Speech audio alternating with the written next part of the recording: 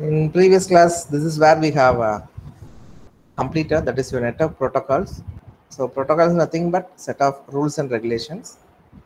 So we will start discussing with network protocols with respect to design goals of the existing network protocols, and then we will try to understand uh, the important concept in network protocol design, what we call in terms of layering, and then we will discuss about what is connection oriented and then what is connectionless service.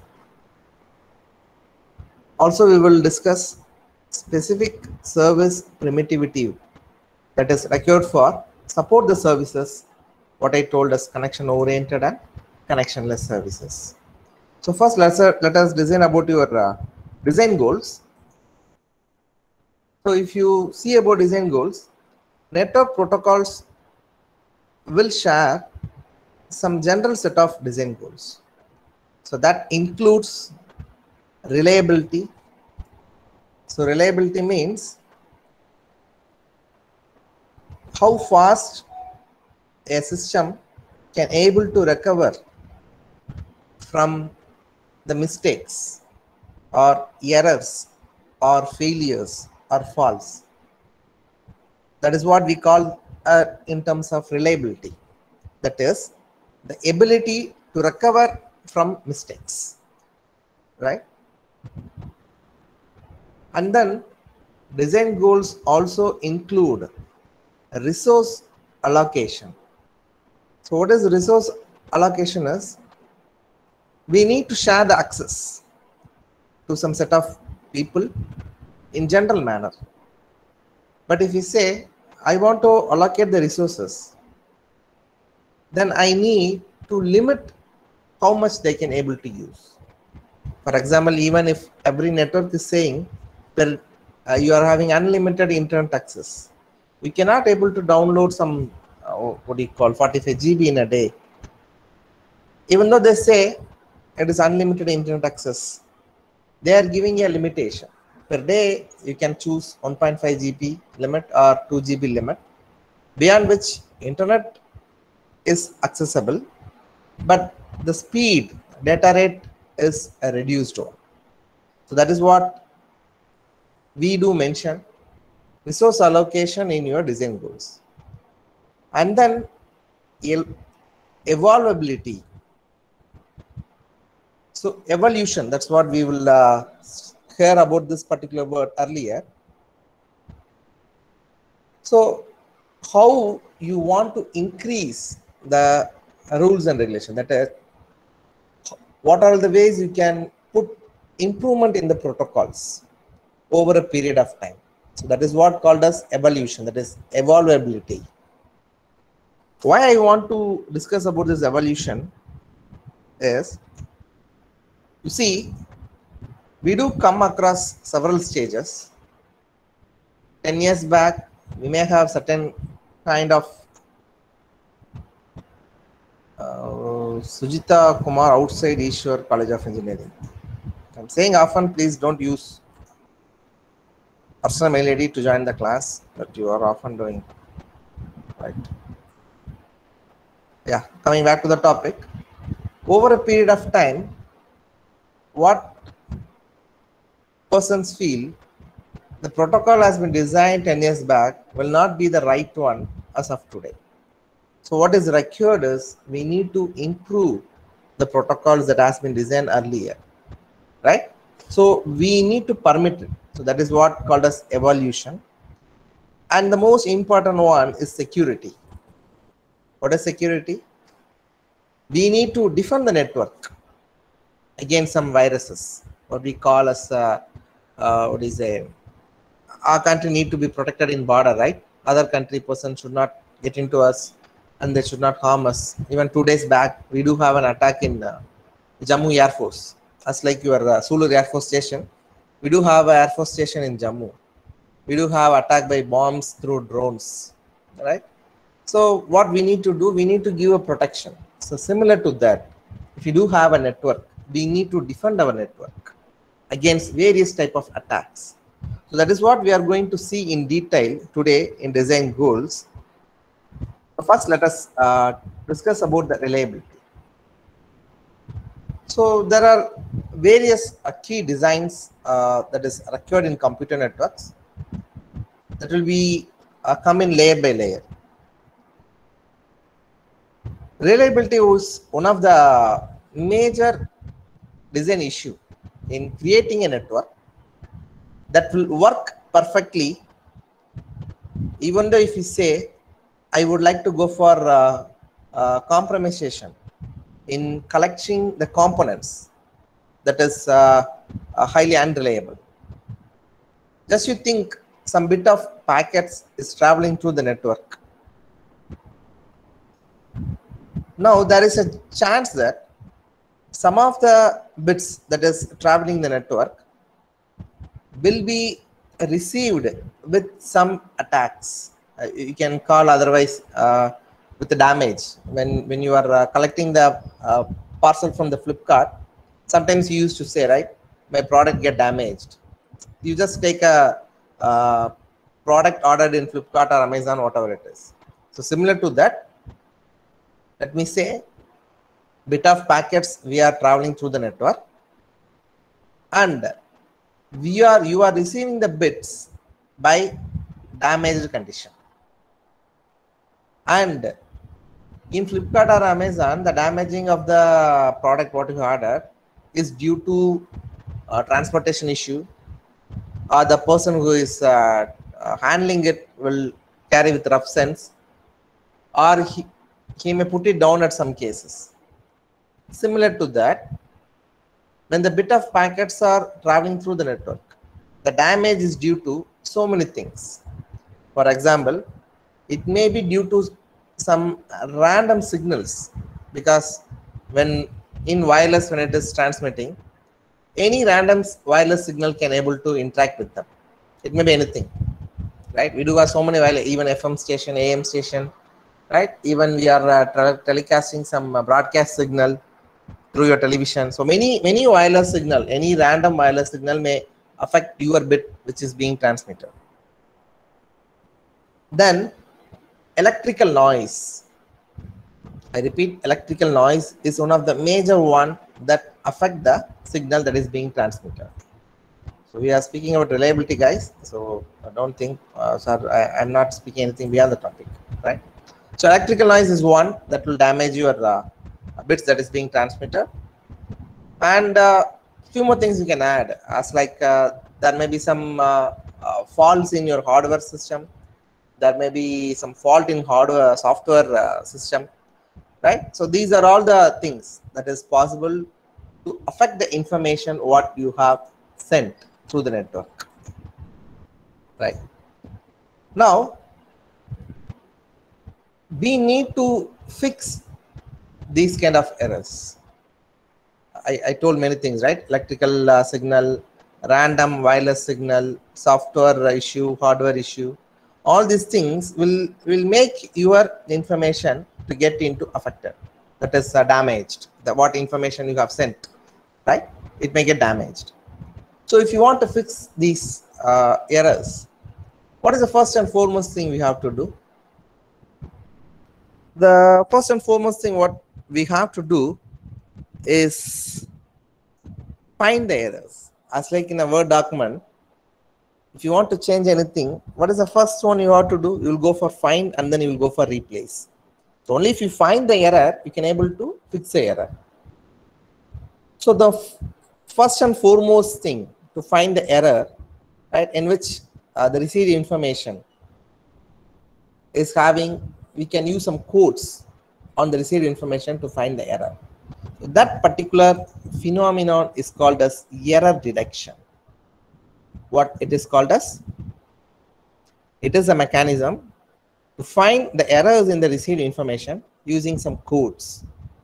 So that particular mechanism is called as error detection.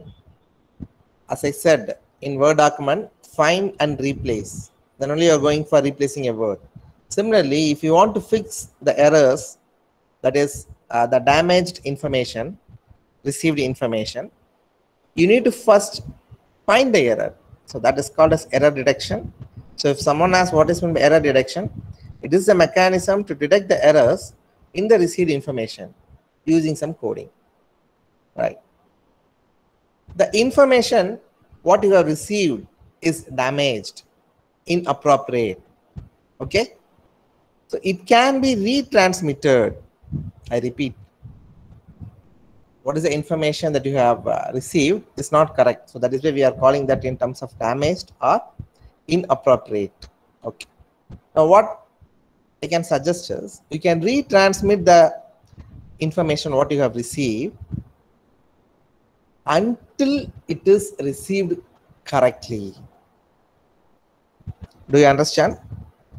Whatever you have received is not correctly received, because through your error detection you have identified there is an error in the information received. So what you can do, you can make the information to be retransmitted until you say what the information you have received is correctly. We do have more powerful coding methodology that will permit to correct those errors, where the corrected information is recovered from the inappropriate bits. I repeat, the corrected information is recovered from the inappropriate bits, what we received originally. So that particular mechanism is called as error correction. Okay, you can able to correct the information what we have received from the incorrect bits. So that is what called as error correction. Now both the mechanism, that is your error detection and your error correction, is operating by summing, that is by adding some redundant information. So what that redundant information? The bits that are occurring again and again, that's what we used to call it redundant information. So both your error detection and error correction will work under the mechanism called as redundant information, by adding redundant information. So where we will be using these error detection, error correction is, we are using this statement at the low layers. Why?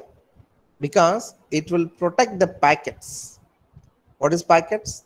There only you are keeping your bits. There only you are keeping your information as bits. Packets is only transmitted from one end to other end. So these are placed at low layers to protect your bits, and it will be sent over individual links to the high layers to cross check whether the correct contents were received. I repeat, to cross check whether the correct contents have been received. Students, I believe everybody has posted a register number in the chat box. Am I correct?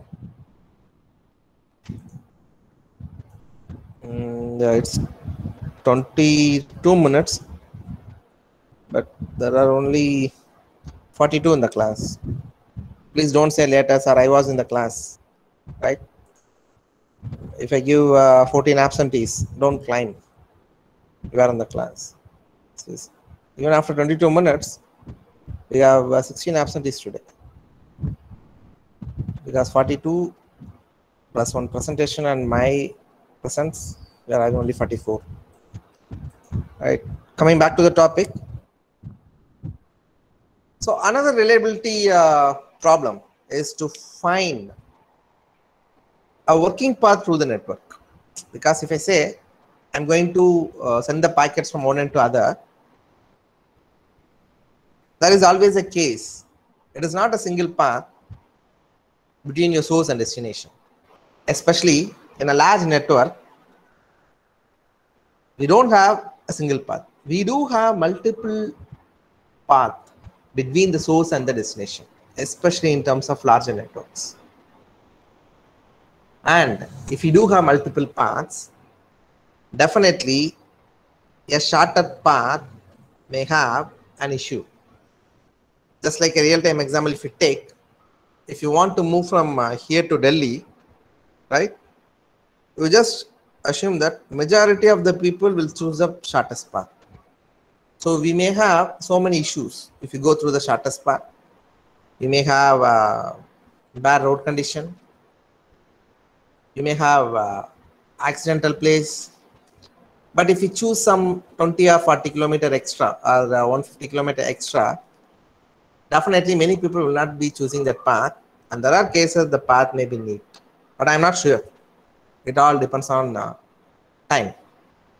So similar to that, if you are sending information from source to destination, especially in terms of large network, we do have multiple path, and the multiple path may have routers or links that may be working fine or it may be broken.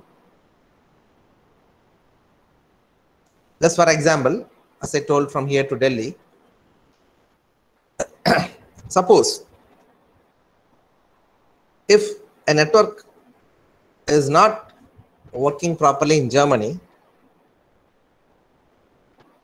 and you are sending the information in packets from London to Rome through Germany,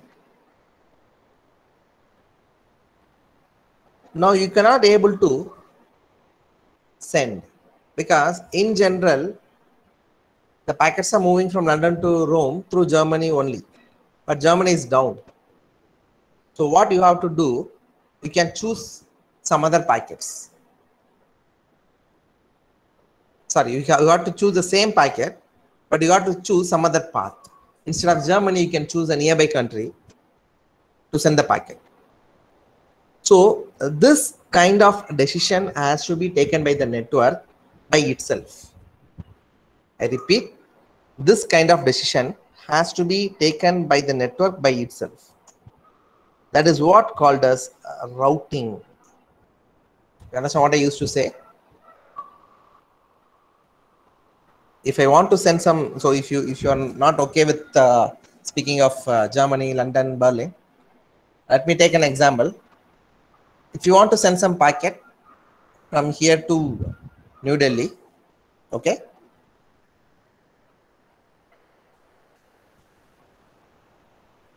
and you assume a condition, you have two ways to send your packets from here to New Delhi. That is, one is through Hyderabad, another one is through Bangalore. And it is quite easy to send the packet through Hyderabad. Okay, through Hyderabad, if you're sending your packet through New Delhi, it will be quite easy. But problem is the entire Hyderabad network is down. So if you're sending packet through Hyderabad, it will not reach. But you have sent your packets. So what will happen? The packets will not reach the destination. The reason is the network in Hyderabad has went down. What you will thinking? You have sent the packets, so just stop your working. So now how the network has to react? The network has to take a decision. Oh, the network in Hyderabad has been shut down, went down. So I cannot able to transmit my packet through Hyderabad. So it has to take its own decision that instead of sending the packets through Hyderabad, it will switch the path from Hyderabad to Bangalore. Even though it takes some more time, it will make sure that the information or the bits sent from source will reach the destination by changing the path, by changing the channel through Bangalore. So this particular way of making a decision by itself, no person, no human, no interaction, the network, how automatically takes a decision to change a path, to make sure the packets are reaching from the source to the destination. That particular concept is called as routing. Hope already you know about routing in some way, but this is what a very simple definition. Hope you won't forget anytime in future. So routing is a decision was taken by a network by itself. So that is what called as routing. So this example you can keep. Right. So next one is your resource allocation. So this is a second part of your design issue. As I told earlier, allocation of resources is a huge task for anyone. Even if you take a government, right? 10 years before, we don't need this much bridges in Coimbatore. But now you see, we need so many bridges. And every bridges is occupied with full vehicles. We don't need this much traffic points, but now it has been increased. 10 years after, we don't know. So resource allocation is a huge issue. It's a huge challenge. So when it becomes a huge challenge, when your networks keep on getting large, as like your real time, right? You see, 20 years back, 30 years back, taken examples of Bangalore, Chennai, the number of people living in Chennai, population, right? I'm speaking about population in Chennai or Bangalore or Mumbai or Kolkata, whatever the cities you have chosen. They don't have that many people, so they don't have that many cars, they don't have that many traffic spots. But now, 30 years down the line, you see, we do have so many traffic, right? Many people will have many problems, even for basic things like water, right? Milk. If any issues used to come, for example, if you do have any natural disaster, especially the congested area, people will face much issues. So similar to that, even in design issue, when networks become large, so we need to allocate more resources. So we need to work continuously to bring the network to a scalable size. First need to measure. So that is why we have mentioned the word called as scalable. If people are getting larger in a place, we need to think what I have to do. So first I need to measure. That is why I used to say, when the network is getting large, we need to bring the design. You need to work continuously to bring the design to a scalable one. So networks will provide a service to make the resources. It has to increase the capacity of the transmission line. So to make this well appropriate, the entire network needs a mechanism that will try to divide the resources so that one node is not disturbing the other node. I repeat, when you try to divide the resources, it should not interfere with other node at each other. So we do have many design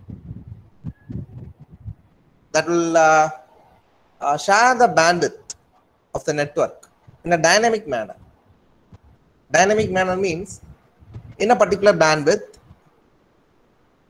particular set of frequency band is not divided to a corresponding node or corresponding host.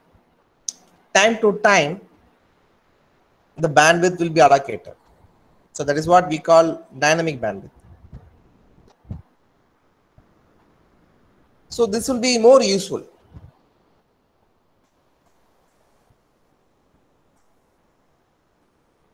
So this design is called as statistical multiplexing. The way how the networks are allocating dynamically is called as statistics multiplexing.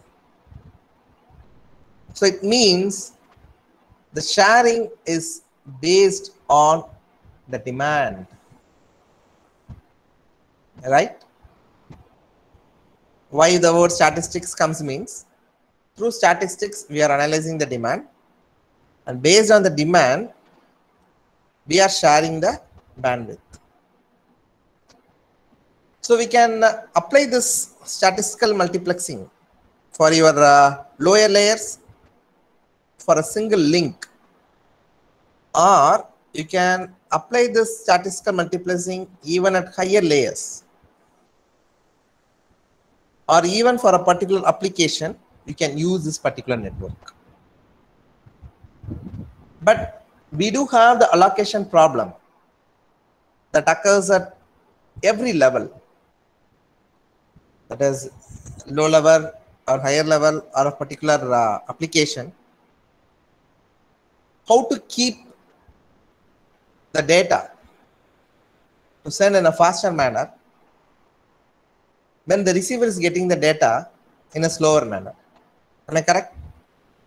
This is a issue that we will face. So if receiver is not collecting the information in an equal phase speed how the sender is sending the information, then we need to control it. That is what called as flow control. So feedback from the receiver to the sender is often required. Otherwise what will happen is, within 10 seconds of time, if sender is transmitting 1000 packets and receiver is collecting only 850 packets, in next 10 seconds again it will be sending 100 packets, 1000 packets. Then we will be losing 150 packets in every 10 seconds. So what is more required is, we need to control the speed. So we need to control the flow. So this is what called as flow control. So what is flow control? If we are sending a feedback every now and then from your receiver to the sender, okay, receiver to the transmitter, then it will not be sending 1000 packets for every 10 seconds.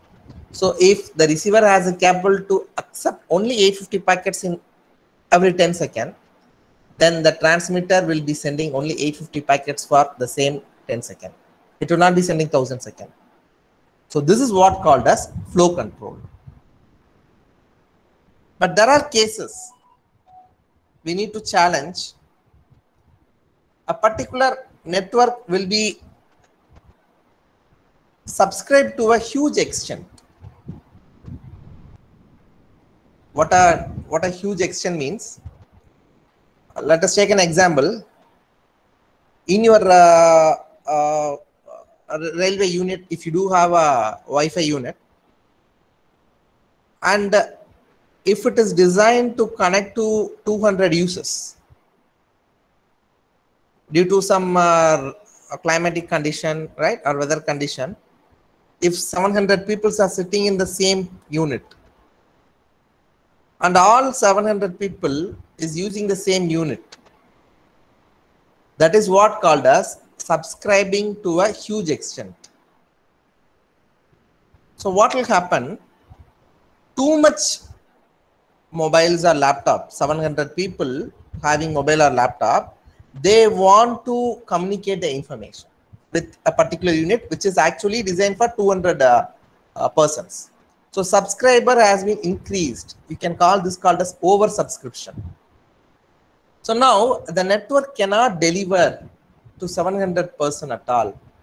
So this particular term is called as overloading the network. So this is called as what? Overloading the network. And this overloading the network is called as congestion. This overloading the network is called as what? Congestion. You can simply call as traffic. Again, I can use the same word called as traffic. If a particular Wi-Fi unit is designed to subscribe 200 members, and due to some other condition, if 700 members are sitting in a place, everybody will try to interact with that particular one host of Wi-Fi. So the network will not deliver. It can't work at all. So that particular overloading of the particular network is called as what? Congestion. What alternative we can use at this kind of situation?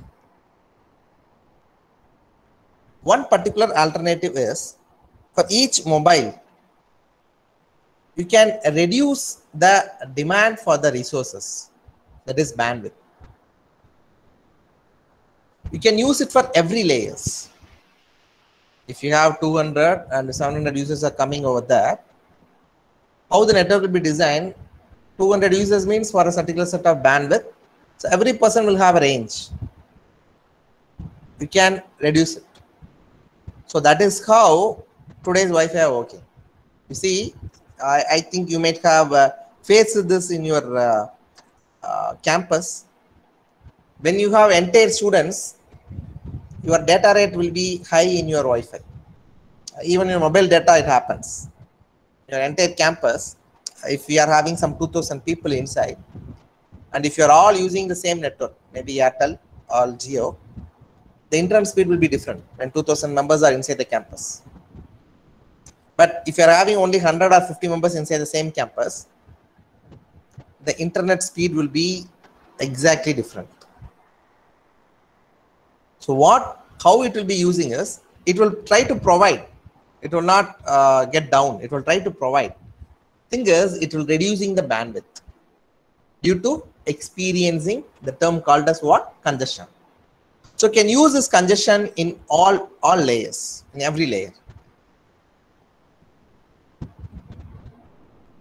There is also cases to look that the network will have more resources to offer a very simple bandwidth. For example, now we see we are conducting classes in a live manner, right? I'm sharing a PPT. Real time, I'm making a sharing of this particular word called as real time. And I believe 47 students by the time 12:40, everybody can able to see the same sharing of real time. Okay, that is carrying a live video. But the timeliness of the delivery is a great matter. So real-time delivery, when I'm making a thing, how you are getting it. That is, if the network providing the service to the application, it needs a high throughput. Am I correct? For example, when you're watching a cricket match, because this thing I think you will not be much interested. If you're watching a cricket match, right? When I'm transmitting through Star Sports in a live way, and if you are looking into CricBus, right? When CricBus people used to say, India won the match. And in live, if you are visualizing it after 2.5 minutes, right? What you will feel? You don't have any excitement because already you have seen it. So what is more required? The real-time delivery of the content is more required. So we need a very high throughput. That is how my network has to provide its service to applications as like real-time video or live transmitting, etc. So we like to give the word called as quality of service, right? So entire resource allocation, I would like to give a name called as quality of service. That is what the term given to all these mechanisms to complete the demand to meet my resource allocation, whatever I have seen so far. Okay, guys, are you understanding what I'm speaking, or you're just idle in the class? I'm taking much slower with some real-time examples. Hope you are with me. Right. So next term is called as evolution, as I spoke earlier. Evolvability. So this happens, same example as I told earlier, 30 years down the line, the metropolitan cities, Chennai, Bangalore, Mumbai or Kolkata, they have grown larger. So we need to put much effort. So same time, there are times your networks will grow larger.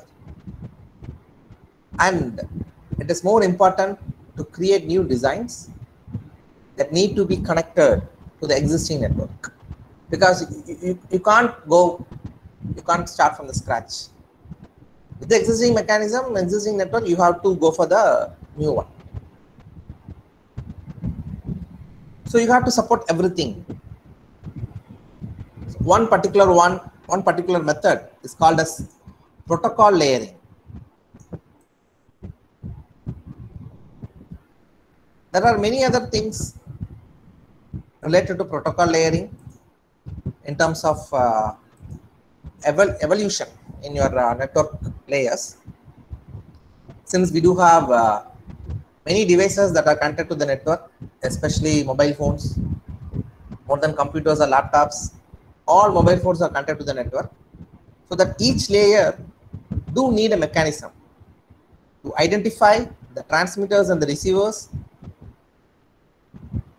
who have been in the process of sending a particular packets. So this particular mechanism is called as addressing,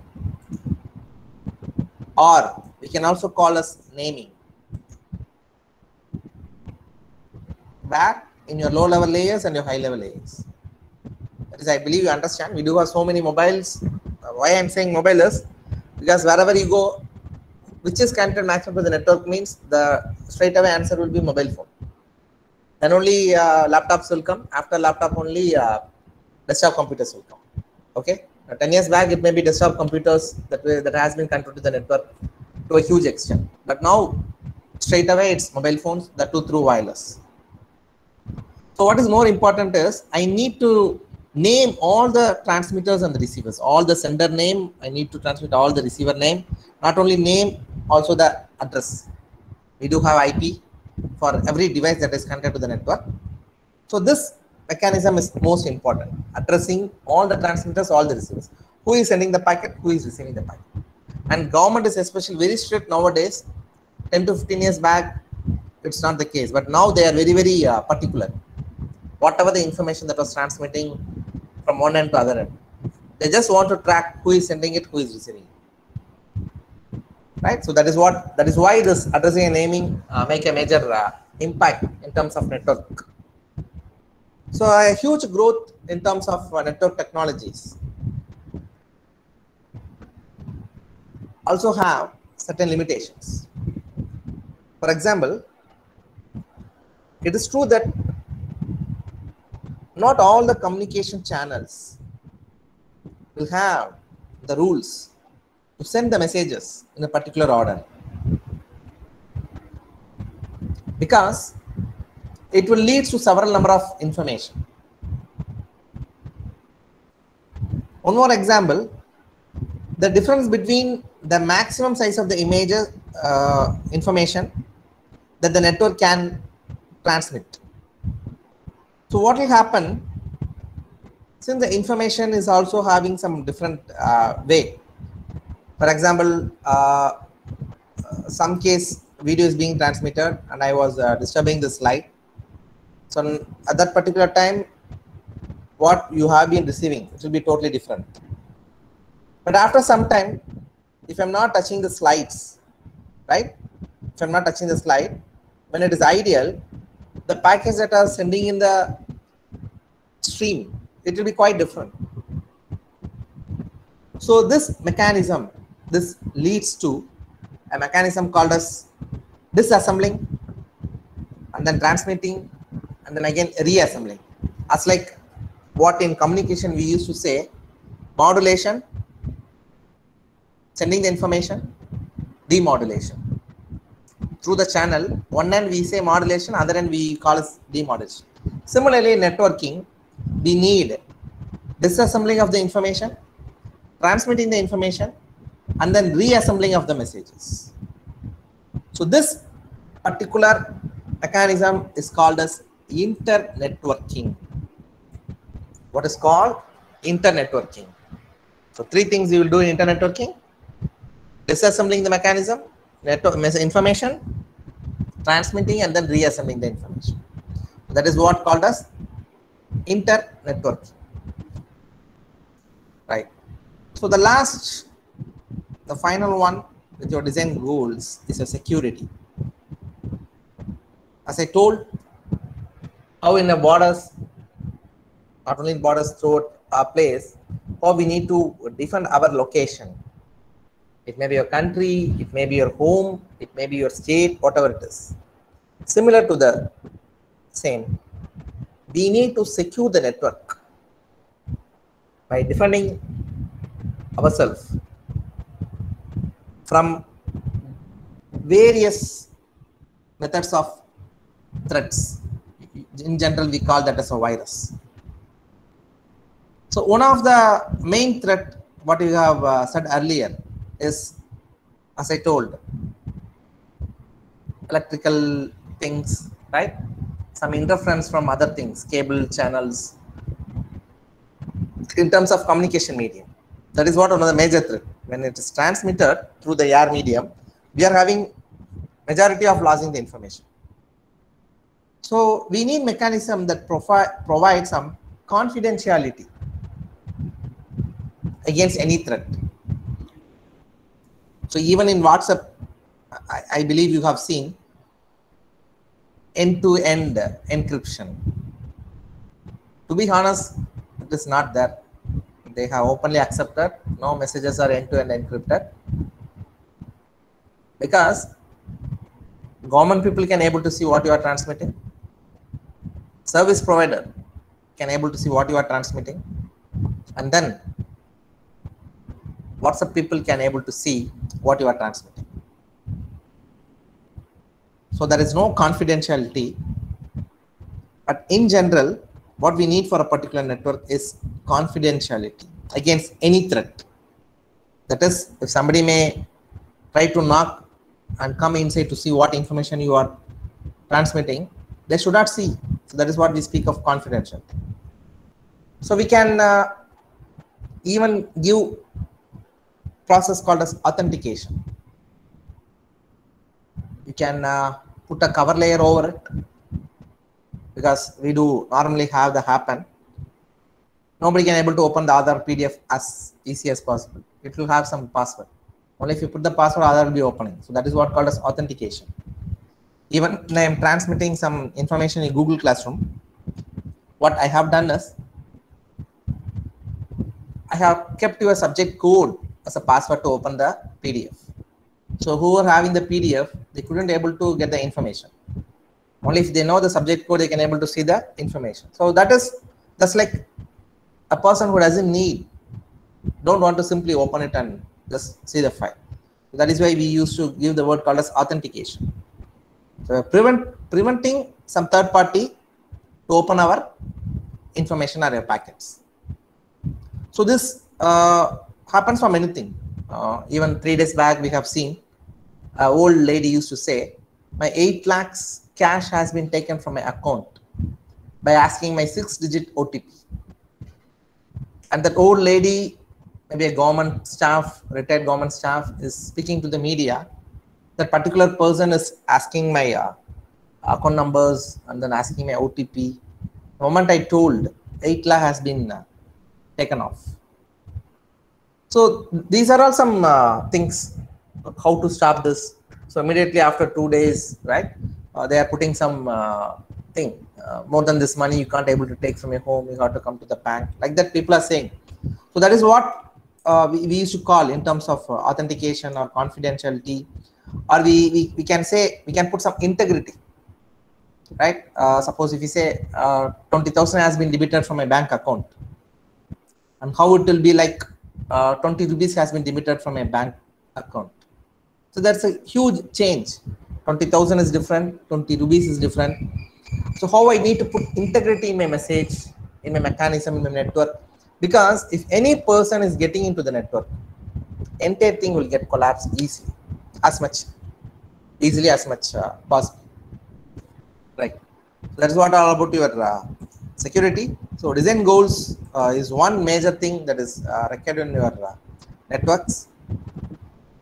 So hope I have made the points what I like to convey. So next one is your protocol layering. As I told earlier, we have said a word about protocol layering in the previous one, design goals. So main reason why you should come to protocol layering is to reduce the complexity of your design, because majority of the networks is being organized as several stack of layers or levels, and each layer is being built one upon the other, because down the line we do have a layer, before that again I do have a layer, like that every layer has been built.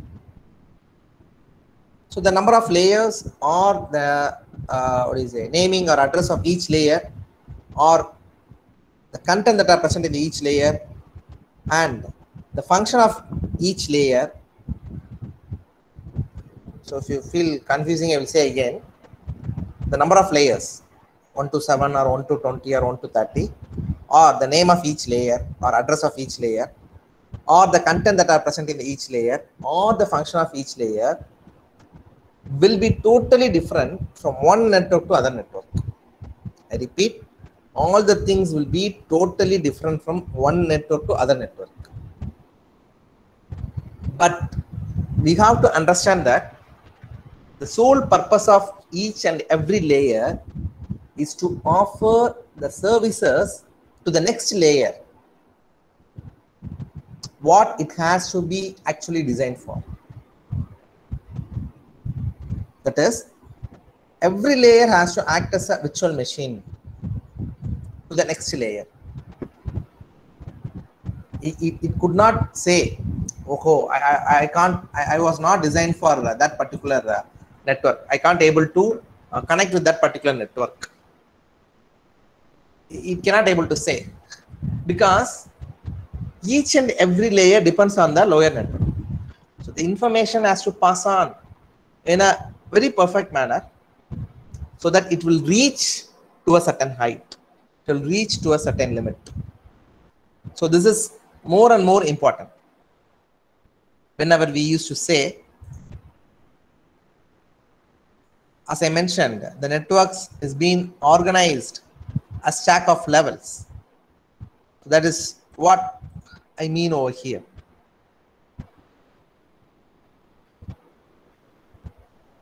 So this is actually quite similar what you have been seen in computer science.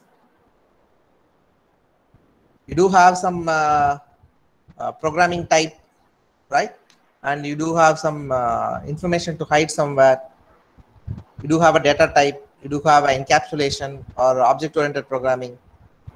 But the fundamental method, the fundamental ideology is to keep a software or a hardware to provide a service. Am I correct? That is how your network also has to do. Since as a computer science student, I just want to say, whatever you use, C, C++, Java, whatever methodology you use, whatever data type you use, whatever format you use, files, whatever you use, what a client need is, they need the software to work for what it is designed for. We are not worried about what is the background URL using. Even you can hide the algorithm what you are using. Even you can hide any details how your program has been made. But when your program is asking some question, it has to satisfy the user why I have been called to you, whether it is working or not. That is, the testing engineer should not worry about how the program has been written. They will not see what is inside. 10,000 lines, 20,000 lines, they will not worry about it. Testing engineer only job, these kind of inputs, am I getting corresponding output? Even it is quite wonder to know, testing engineering salary is more than programming engineer. The programming engineer is writing programming for 20,000 lines, maybe a set of team. But testing engineers pay will be huge, because they are the one who used to say what bug the programming is having. Okay, similar to that, it may have any kind of layer. The ultimate aim of a network, it has to do what kind of services it has been assigned. It has to do it. Okay, guys, hope it's almost time.